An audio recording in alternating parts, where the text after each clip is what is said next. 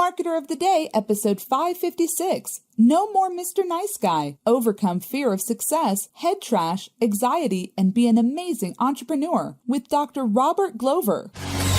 Hey everyone, and welcome back to the Marketer of the Day podcast. We're talking with Dr. Robert Glover, and he's the author of No More Mr. Nice Guy, a proven plan for getting what you want in love, sex, and life. His website is drglover.com, and you might be wondering, well, why the heck are we talking about love, sex, and life and being a nice guy in a marketing podcast? Well, a couple of reasons. First of all, Dr. Robert has a course called Nice Guys Don't Finish Last. They rot in middle management, so this can apply to the entrepreneurship thing and like the risks that you may be taking or not taking in your career. And something else I noticed was I was listening to a bunch of episodes of a podcast called Natural Born Coaches, and I just kept hearing, I think like 3 or 4 different times, these people who have coaching businesses, they attributed Dr. Robert Glover's book to some of their success and in terms of standing up for themselves and resolving things. And so we're really gonna dive deep and talk about some of the painful, emotional, psychological stuff maybe wherever this goes. So Dr. Robert, glad to be talking to you. Robert, good to be with you. And I'll just add, that yes, most of the interviews that I do are usually, more from around a coaching standpoint of personal development, nice guy issues. But if you asked me what I do, I always have a hard time kind of defining my work, my job. I have a PhD in marriage and family therapy. I spent 25 plus years in private practice with couples and individuals. Then I wrote the book, No More Mr. Nice Guy. Then my practice evolved to working a lot with men and doing up to 5 groups a week.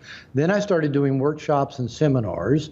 Then I wanted to live part of the year in Puerto Vallarta, Mexico, because I was tired of the rain in Seattle. So I started doing more online. I developed an online university where I teach self-help courses, market over 200 podcasts that I've recorded on all areas of just personal development and life. And so pretty much if I had to say, what do I do? I'm an online marketer, even though most of my life I've said I'm a therapist or, I lead seminars or I'm an educator. But basically, I'm an online marketer. I love it. And I definitely think that's the way to go, because you see some people saying that they're an online marketer first and then they try to figure out, what's my scheme or what's my website, what's my opportunity. But then when you have people that started in some sort of career 9-to-5 sort of thing, developed a skill set on the job, and then said, well, now I want to go and branch off on my own. I'm stuck in just this normal day-to-day routine. I want to take my ideas and leverage that by putting out the books, the podcast, doing the workshops, building a list, having a community. And then it's like their skills or what they do just sort of grows because of the internet. I think that's a lot more fulfilling. And what's really cool about what you have going on is it's always good to look into different niches, different things people are doing, because there's always that excuse of, well, I can't, who am I to be in this niche or doing this thing? I can't do it because of this reason. And to see someone who just takes just what a lot of people would think of like a therapist or something like that, they would say like, okay, they have an office, they see the set number of clients for you to take, something like that, and kind of leverage it and build on it. It shows that it can work for almost anything, right? Well, I've said, because a lot of therapists, when I told them, I want to live in Mexico half the year. I now actually live here year round. But my initial goal was to live here half the year. And they're all saying, well, how are you going to do that? You have clients, you have practice, you're going to go away. Luckily, the internet came along at a really good time. It came along just for me, just to help me be able to live in Mexico. But it gave me inspiration to move things online. So even when I had my private practice, I started doing one-on-one consultations over Skype, just like you and I are talking right now, with people all over the world. I started, as I said, building my online university, and the course you mentioned was the very first class that I put together. It was the Nice Guys Don't Finish Last. And so that was the model that worked for me because I had an agenda. My agenda was I was tired of the rain in Seattle, and I got tired of sitting on a couch listening to people talk after 25 years as well. So I was motivated to make a change. And as you were saying, I've coached people. A lot of times, people in that class you mentioned will say, "Well, I want to be an entrepreneur," and I said, "What do you want to do?" And with the internet, of course, now it is easier to be an entrepreneur. And I've run into two types of people, and I think you probably have as well. One is the person who just wants to be an entrepreneur or wants to be an online marketer. And the other is a person who has something in their life that they just absolutely love, and they want to find a way to sell it online or create passive income. They want to make money while they sleep. And so they learn how to do online marketing. And I tell people, you can come at it either way, but figure out which side of this you love. If you love what it is you're going to sell, that's great. Then you can either learn how to sell it online, or you can find people who will be your online marketer. Or if you don't have something you love, become a damn good online marketer. Learn the skill sets of that and go find the people who have something they love and sell it for them. So you can come at it either way. And that's an interesting way to look at it, is figure out which side of the coin you're on. Are you the kind of person where you love being an entrepreneur, you could probably be in any sort of business, then find the person that's passionate, and then if you're the kind of person that the entrepreneur thing is sort of a fit but not a perfect fit for you, but you're stuck in just that one passion, then find the entrepreneur who can do the branching out for you. Exactly. Well, super cool. And so something else that comes to mind about this topic, like I noticed that you have a free MP3 about things like overcoming procrastination. I realized that I guess I would say that when I was here I am, I feel like I'm talking to a therapist now, but when I was in my teenage years, I was really shy. And then when I kind of went into the college years, then I got a lot of confidence, and that's when I built up my business. But then admittedly, I was kind of a jerk.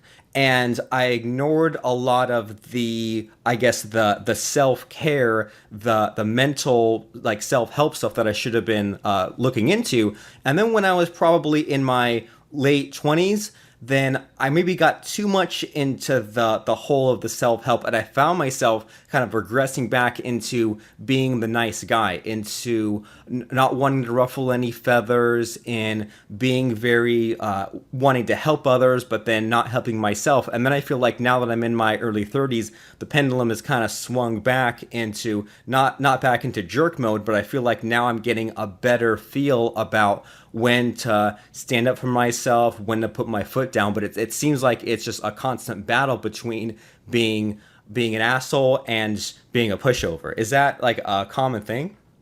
Yeah, I'm smiling. Even though you can't see me smiling, I am. Yeah, I talk about this with so many guys because, they'll read my book and they'll say, okay, I get it. That being a nice guy isn't working. Trying to please other people, avoiding conflict, putting everybody else's needs ahead of mine. And they'll say, but I don't want to become, the asshole jerk. And that we often do kind of have those swings, from one side to the other as we're learning how to try on something new for size that doesn't feel normal. I mean, maybe we've been this passive, pleasing, socially avoidant guy for 25 years. Learning how to assert ourselves is going to be new territory. It's going to feel really weird, which is one of the reasons, just a little aside here, I always tell people, don't try to do this alone. Find somebody who can help you move through it. I don't care what it is, whether you want to become an entrepreneur, an internet marketer, a therapist, a better dater. Don't try to do it alone, because you're just going to use the tools you've got in your very limited toolbox. And there's a lot more tools out there that people can help you with. And that's where people like you and I and about a million other coaches out there, come in handy to help people so you don't have to do it alone. But in terms of, swinging back and forth, guys will say to me, okay, I get that being the nice guy doesn't work, but I don't want to be the asshole jerk. I want to find some happy middle ground there. And I tell them, well, actually, I don't know where the tipping point is between two dysfunctional extremes. Because really, what both these people are doing, whether it's the nice guy trying to please everybody, avoiding conflict, or it's the jerk that bullies people and dominates them. Both of them are just trying to manage their anxiety. And both are in what we typically call the fight, flight, freeze mode. They're either going to fight you, they're going to run away, or they're going to hunker down and try to be invisible. What we would call the asshole jerk, the more dominant, maybe we call them the alpha, they tend to dominate people in situations because they're feeling anxious. So they go in the dominant fight mode. More the nice guy, passive guy is more in the runaway or hide mode. And so we actually are trying to manage our anxiety by keeping a low profile or not rocking the boat or not upsetting anybody. So the key is not so much finding the middle ground between those two, because they're both anxiety-based reactions. But one of the primary keys is learning to pay attention to our anxiety states, to notice if we're procrastinating, to notice if we're avoiding, to notice if maybe we came on too strong. Check in with our body, check in with our thoughts, check in with our emotions. And oftentimes we'll start realizing that was anxiety motivated. And so as we can learn to soothe ourselves, and there's lots of tools for that, learning to breathe, learning to take time, learning to slow down, meditation, cognitive behavioral therapy, mindfulness. There's a lot of ways we can start soothing the anxiety. So my definition, we're going to soothe anxiety when we actually work with inside of ourselves rather than trying to manage or control people or situations outside of ourselves. Then we can move forward in what I call a more integrated or authentic way without being in that fight, flight, freeze mode. And we can face fears, we can do things that scare us, we can do things out of our comfort zone. And it's okay if we feel anxiety, it's okay if we feel afraid. But we soothe ourselves as we move through it, and that makes us a hell of a lot more effective no matter what it is we're trying to do. Well, dang, well, what an answer there. So when you say that we should be doing that checking in with our body, our thoughts and emotions to see if that's anxiety driven, how do we know if it really is? How do we know if we're just stuck in a pattern or if we're in denial? Like, should we be like journaling our thoughts or talking to someone else? Like, how do we know if we're on the right track or not? Well, that's a good question. And, maybe a simple answer is go get therapy.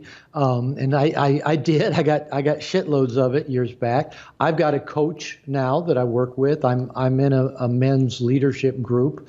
So again, it's helpful not trying to do this by yourself, but I'll give you a few examples. Almost any time you step out of your comfort zone, anytime you kind of try to do something new or out of the ordinary, challenge yourself in some way, you are going to probably have your anxiety get triggered. We can call it a lot of different things. The coach I've been working with refers to this as our occurring world, and that is how we think the world is. So, for example, I sent a proposal for a new book off to my agent a week or two ago, and as I sent it off, I noticed myself kind of, think, well, I need to read it over one more time. I need to read the proposal one more time. I did that for about a week. Just one more time. I need to just give it a good read before I send it off to him. And then I realized that I had anxiety. I was afraid that he was going to tell me he didn't like it. He was going to reject it. He was going to tell me, no, it wasn't good enough. That was just all stuff in my head. So what I noticed was I was avoiding something. And I had to ask myself, okay, what am I avoiding? Well, and then when I just sat with it, I realized, well, I'm avoiding being told no, or it's not good enough, or you're not done yet, or you got to do it different. And because that's my occurring view of the world, going back to family and childhood. I used to say my father's favorite answer to every request was no. That's how it always began, was with no. So I anticipate the world is going to be that way. So it forced me to slow down and just ask myself, why am I avoiding sending this proposal off? I've read it, twice a day for the last week after working on it for almost a year and a half. What is it that's really going on? It's not because the proposal isn't ready. And then just another example, just earlier today, I started working with a financial advisor about 6 months ago. And because I'm I make enough money, but I don't know how to handle it, manage it, invest it. And I get that I've got just some self-limiting beliefs around money. I got old emotional baggage from family, from growing up in a fundamental church, a lot of stuff around money. And I was just telling him today, we had a conversation today. I said, as I'm looking at making some investments with him, moving money out of my checking account into an account that I don't see because it's an investment account, I just started having lots of fears and anxiety, and I was listening to these kind of beliefs in my head that, oh, once this money's gone from my checking account, I'm never going to have any more money again. I'll never make any more money again. And I'm thinking, man, this is kind of crazy, but it's that emotional stuff. So, kind of bring it back to your question. One of the best ways I know is when you're challenging yourself to get out of your comfort zone, when you're trying something new, whether it's you're trying to learn how to date, which I had to do in my late 40s after a divorce, whether you're trying to learn how to manage money, become an online marketer, whatever it might be. Pay attention to where the walls that you bump into or to where your resistance is, and then just sit with that a little bit. If you have a coach, kind of work through it with your coach. And you'll usually find that most of what's getting in the way is, probably a combination of self-limiting beliefs and anxiety, which both tend to fuel each other. Your anxiety fuels the self-limiting beliefs fuel the anxiety.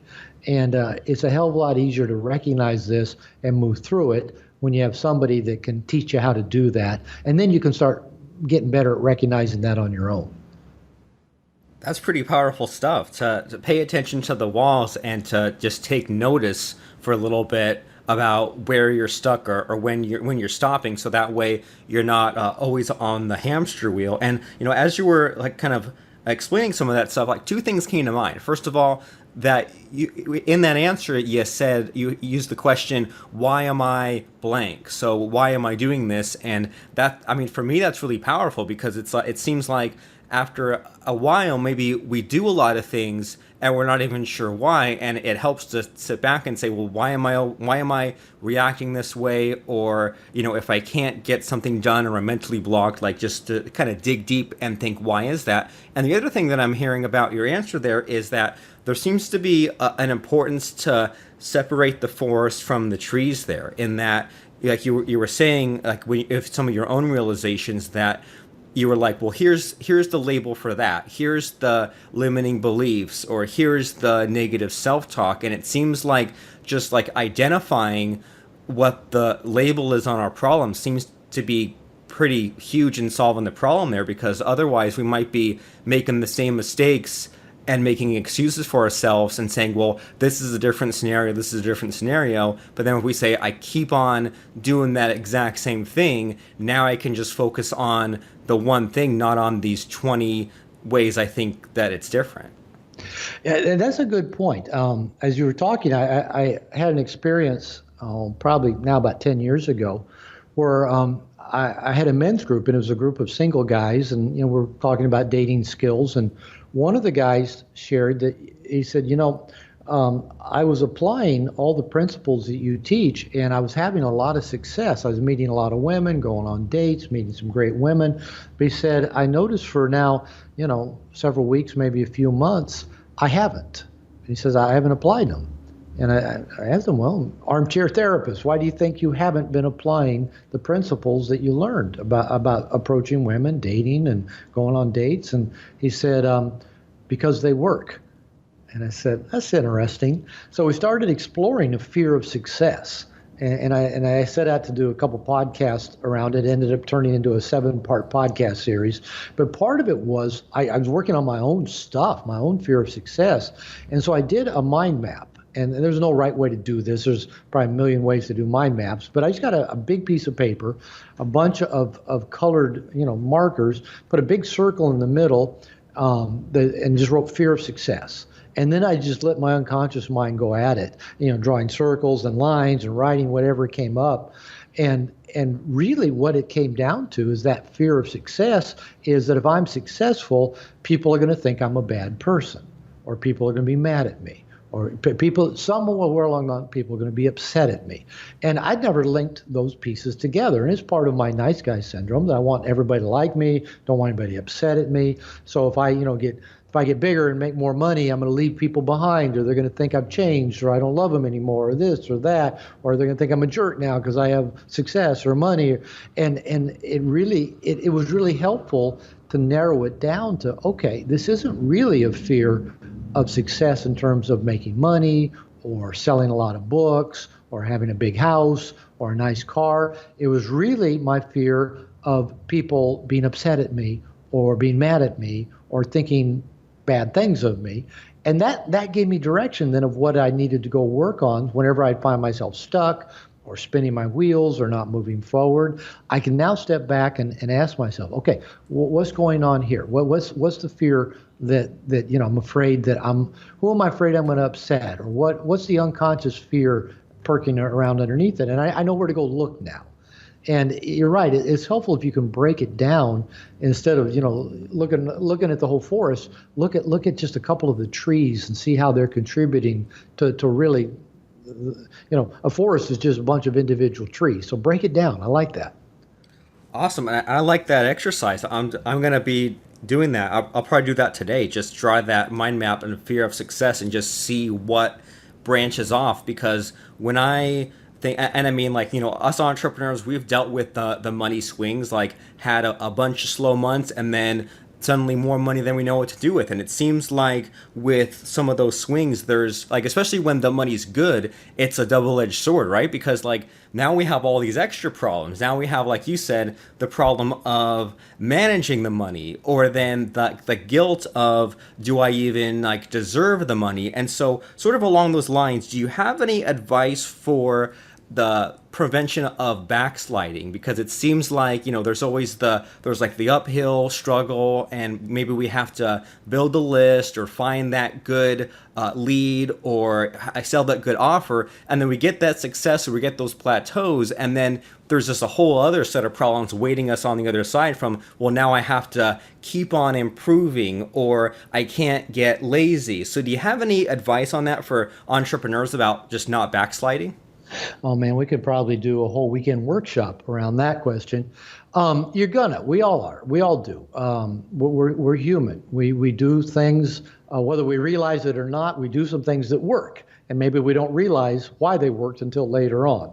Or maybe we never do figure out why it worked, but it did. And then, as you say, we have success. And that can trigger lots of stuff. It could trigger, anxiety, like, say, what am I going to do with the money? Or then all of a sudden you're paying higher taxes, and all of a sudden then your brother wants to borrow $10,000. All of a sudden you got different issues that you didn't have before. So sometimes we can backslide because it's just scary being in that new territory.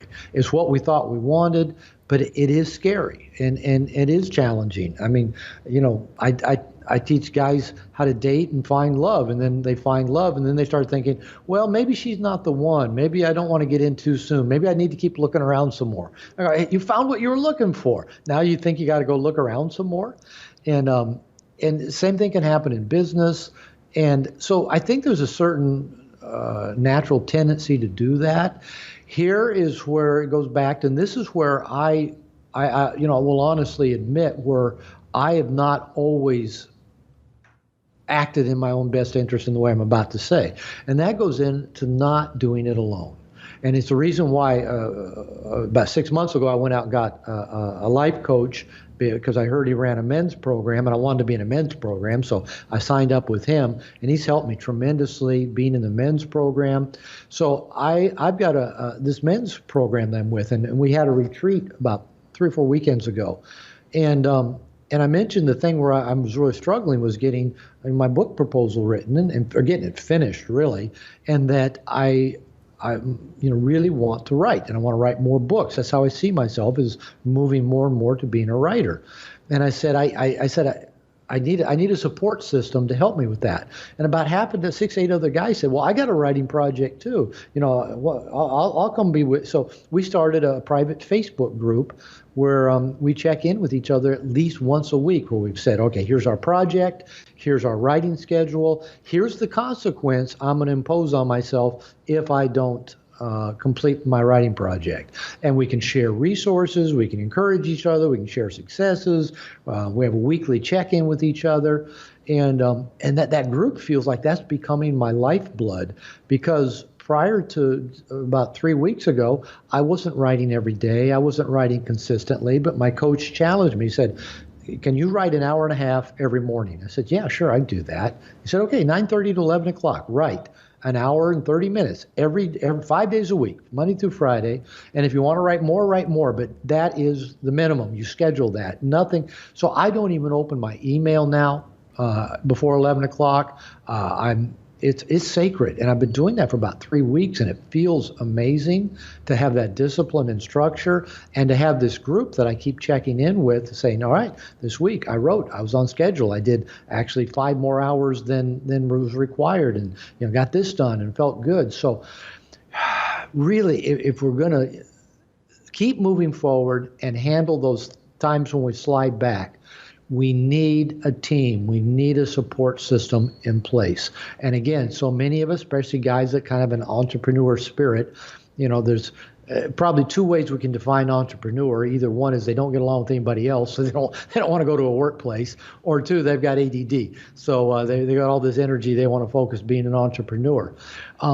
But you're going it alone. You're going to be lonely a lot. You're going to be on your own. You don't have built-in support systems. So build support systems to help keep you on track and help you be aware when you've slipped back off track.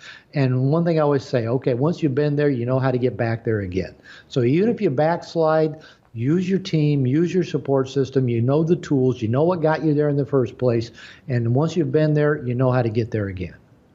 I love it. That's such good advice, and it's so powerful as far as getting out of your head, having that support system is. And as you were explaining it, at least what I'm hearing here is that it seems like it's redirecting the busybodiness, right? Like as we were getting started, we were talking about how that nice guy syndrome is, well, I'm a victim or the martyr. I need to fix everyone else, but then I'm neglected. But it seems like by having the support system, it rechannels it, right? So it's like the needing, it's like, because you're expressing what it is that you need and you're letting everyone else down if you're not meeting your own goals, then now it's applying that in a positive way. So that way you have kind of the, everyone else around you. And you're making me realize too, like the last few weeks I was probably slower than I should have been as far as my productivity, but about 2 or 3 weeks ago, what I started doing was when there was something that I needed to do that day,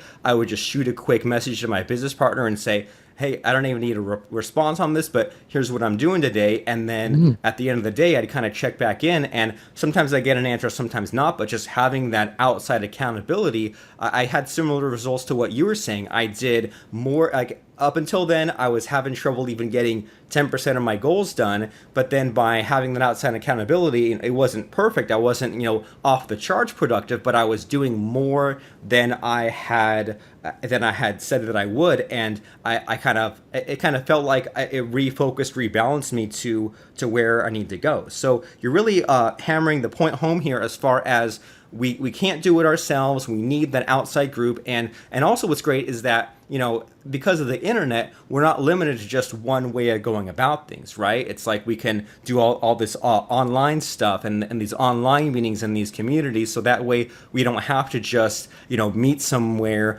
once a week, once a month, and it has to be in our town. Now it can be anywhere. So can you tell us about like what sort of solutions you have for us, like some of this like online stuff, or what people can do if maybe doing it themselves hasn't worked, or if they're hesitant to do some of the old school traditional ways of getting their head right? Like what sort of things can we do to get online and go to some kind of websites to help us out? Well, again, technology is great when it works, and technology offers so many tools now. When I first started, when I decided, now 15 plus years ago, that I wanted to live part of the year in Mexico, maybe longer ago than that, internet was just people still had dial-up. A lot of people don't even know what that is. Had dial-up internet connection. Wasn't broadband, and it was new, and it opened so many doors. And used to be, if for example, if somebody wanted to go to a therapist or wanted to join a men's group, you went to the yellow pages and you looked around for something in your hometown. But the internet, Google, Facebook, social media just opened up so much, and now there's just a plethora of coaches out there, professional coaches in all areas. And when I decided, I wanted to live part of the year in Mexico, and that at that time online marketing was kind of a new thing. It was kind of growing. I happened to I don't remember how now, happened to bump into a guy whose pen name was David D'Angelo, who wrote dating material, and his name's Eben Pagan. Yeah. Eben Pagan. He was doing marketing stuff, and I think what it was is the guy that produced all his workshops for him read my book and really liked it and wanted Eben to interview me. And then after that, I kind of like had this standing invitation to just come hang out at his various marketing programs. And that's where I really realized, okay, you don't have to invent the wheel to become an online marketer or be an entrepreneur. Somebody else has already done it. And, maybe you can go get a lot of this material for free. A lot of people just give out, free material on how to do it. But then even beyond that, you can go take marketing programs. But to even take it to the next step beyond just the nuts and bolts of how do you be an online marketer or how do you be an entrepreneur, I really think the greatest tool that's out there is the support systems. It's the mastermind groups. It's people like this group that I just happened to kind of inadvertently formed from a bigger group that I joined. We formed a smaller group of accountability. There's just got to be thousands of mastermind groups out there for entrepreneurs and online marketers. And I think if people just Google, just go to the internet and start looking for mastermind groups, looking for just whatever resources are available. And, people are selling this stuff for, hundreds of thousands of dollars. Some people are basically giving it away. So there's everything out there. But, and even if you just start the group up by yourself, like I did with this group of guys. And even if you just have 3 or 4 guys, 3 or 4 people, I say guys because I tend to work with men, but I know you've got men and women both, listening to your podcast. So find 3 or 4 other people who are like-minded and say, let's do some kind of let's set up a private Facebook group. Let's get on Zoom or Skype, for an hour and 90 minutes at least every other week or once a week. Let's have a daily chat, weekly check-in. Figure out whatever works for you. Suggest good books to each other, share podcasts that were helpful. And you can there's so much you can do. You can get overloaded to where you're actually not working because you're doing all your mastermind stuff. But don't neglect that. And as I said, to be honest, that is an area I've tended to neglect. I've tended to go it on my own, wear all the hats myself, try to do it all. Luckily, I'm a pretty good self-starter, pretty good motivator. But I delay and procrastinate with the best of them. And just having a team that I check in with, I hold them accountable, they hold me accountable. That's just, for me, it's a little thing in some ways, but it makes all the difference. Yeah, no kidding. And this is something that it didn't dawn on me until a few years of me being full-time. I transitioned from being a 9-to-5 employee to an entrepreneur, and I didn't realize how empty it was without that support system. When we work on a day job, we kind of take for granted that we have all these coworkers or even people that we used to work with that moved on to greener pastures that we still keep in touch with. And then when we switch to just being a business owner, we're kind of in it all alone unless we build that group ourselves. So yeah, I mean, that's totally true how serious this is and how easy it is to be lacking in that ingredient. But just like everything else, once we know that there's the problem there, now it's time to go and correct it. So, I mean, this has been some really just powerful, mind-blowing stuff. And if people are listening and they say, I really like about what Dr. Robert Glover has to say, if they say, I'm an entrepreneur, but I need to, work faster, think bigger, break out of my shell, all that good stuff, what resources or what websites do you have for us entrepreneurs specifically? Well, I don't know that I have a plethora of on-sites for entrepreneurs. So like I said, I'm kind of plugging away, working at my own stuff. But I know some people that I found helpful. One is Scott Stratton. I remember I read a book by him a few years ago called Unmarketing, where he talks about kind of building a relationship with your customer. Tim Ferriss is probably one of the, I don't know how he does everything that he does, but I follow him on Facebook, because he just kind of keeps me inspired that he just keeps creating so much content and having such a conversation, on social media.